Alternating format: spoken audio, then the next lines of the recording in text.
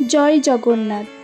आज जगन्नाथ देवेर रथयात्रार এই পুণ্যতিথিতে আমরা রথের দড়ি টানার জন্য এই ভক্তবৃন্দের ভিড়ে আজ আমরাও শামিল হলাম। নমস্কার বন্ধুরা, গৌরাঙ্গ মণ্ডল ইউটিউব চ্যানেলে আপনাদের সবাইকে স্বাগত জানাই। আজকে এই রথযাত্রার পুণ্যলগ্নে আমরা চলে এসেছি শ্রী রামকৃষ্ণ দেবের জন্মস্থান পুণ্যভূমি কামারপুকুরে। জয় ভগবান শ্রী শ্রী জগন্নাথ মহাপ্রভু কি জয়, বলরাম দেব কি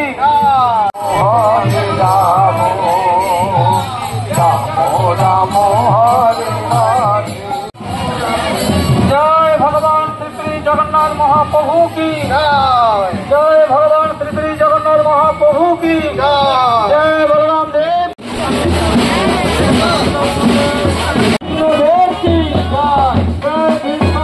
जय, महाराज जी की जय, जय भारत रत्न स्वामी विवेकानंद महाराज जी की जय।